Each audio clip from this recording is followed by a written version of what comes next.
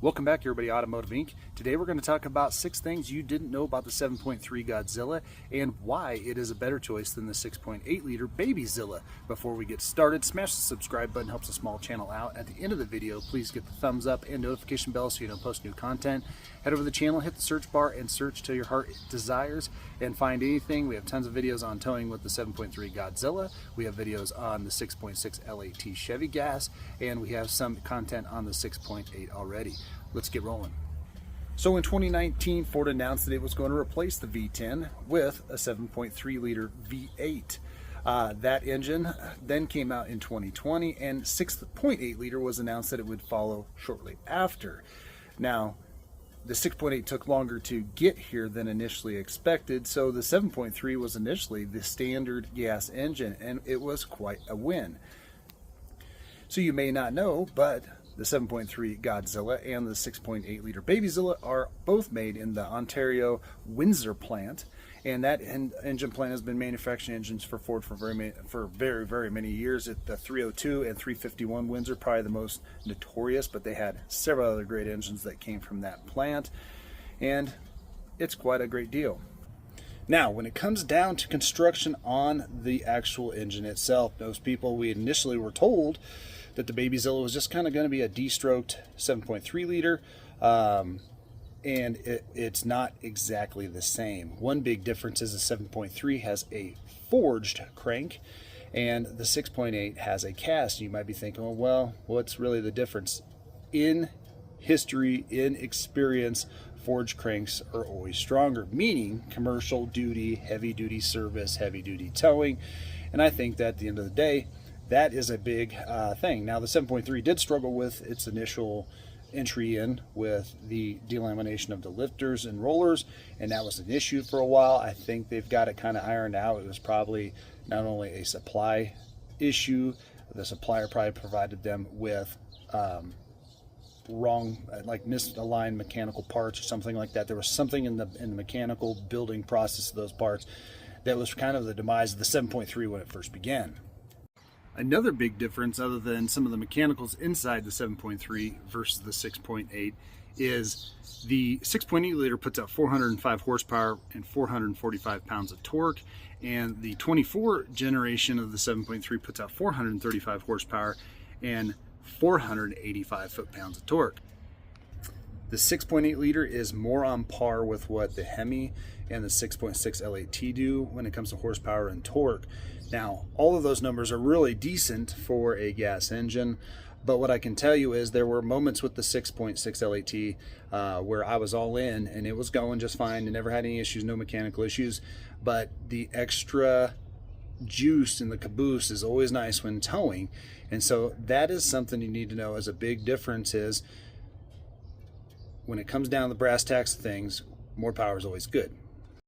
Now we need to put another thing into perspective here when we talk about having the extra power if your intent is towing. Now, my experience towing with the 6.8 over 10,000 pounds, it is a little different than towing with this bad boy over the hills going up and down the mountains, and where it does engine braking and everything like that. But at the end of the day, when you're talking about ordering your truck or finding a truck, we need to talk about a big difference. Again, this was the standard engine for several years, and then once the 6.8 came out, it hovered around that first year, and now it is the base engine, no cost engine option, all the way up to lariat trim.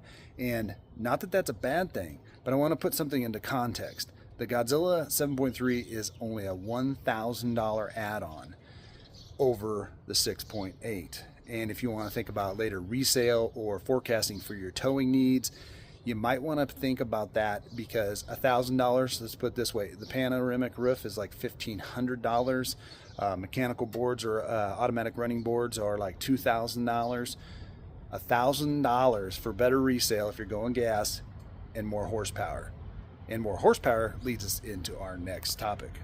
Another huge difference when it comes to the 6.8 versus 7.3, and this is whether you're doing conventional towing or fifth wheel or even gooseneck towing, guys.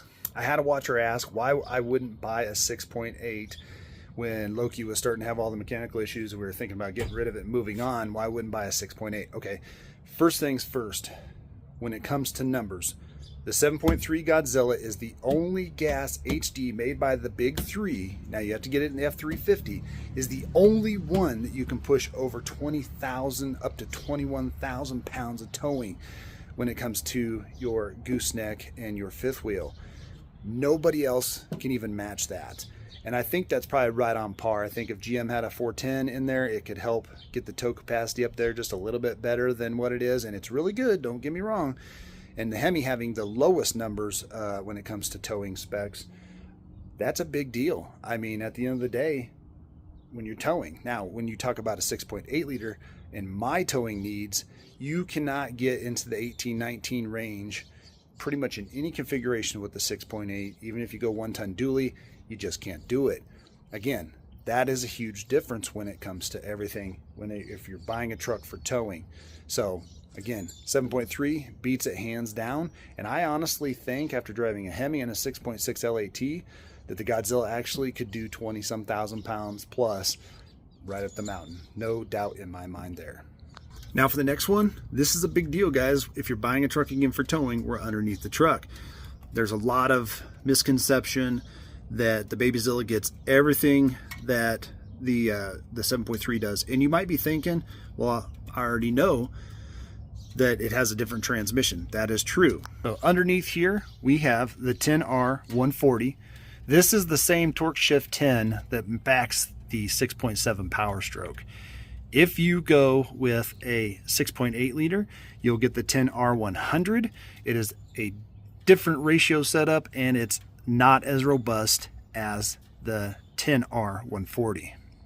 And I'm not saying that that smaller transmission or different transmission is not good. The jury's out. I mean, at the end of the day, the jury's just out. And matter of fact, if I remember right, on Ford's website, you can actually get this transmission mated to a 7.3 and lower trims, but that was early on in this ordering process for this year.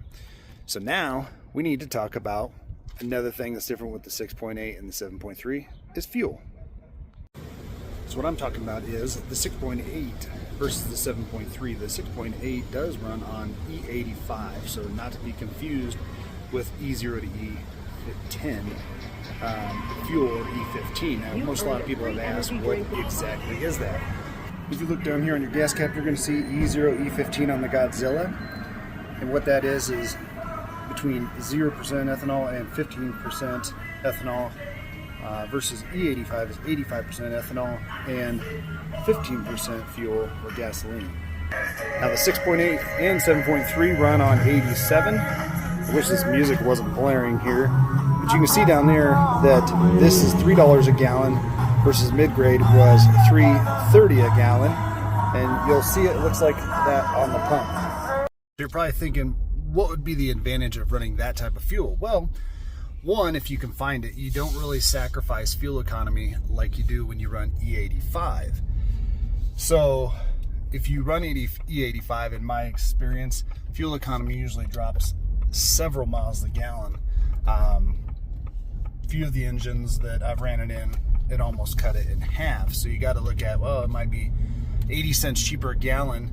And I love supporting agriculture because it comes from corn. But, you know, at the end of the day, that is a part of the give and take on E85. Now, E15, E0 fuel, you don't really sacrifice but maybe a half a mile a gallon. So if you can find it on a 30 plus gallon tank at 30 cents less a gallon, you'll save 10 bucks per fill up. So that is pretty slick. Now, do not put E85 in your 7.3 Godzilla. It is not capable of handling that, but the 6.8 is. And if you have a yellow gas cap, typically that means it is E85. So let's head to the next point.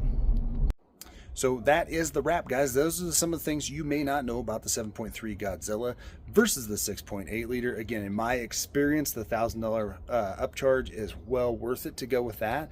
More robust transmission, more horsepower, better towing capabilities across the board. About the same fuel economy, to be honest with you. And the ability to put E10, E0, E15 in there is a huge, huge difference. And so if I was buying today, again, if my towing needs were way less, the 6.8 may make sense, but for a $1,000 upcharge, I'm going with the 7.3 Godzilla. As always, guys, I appreciate you guys being here, and we're going to catch you on the next one.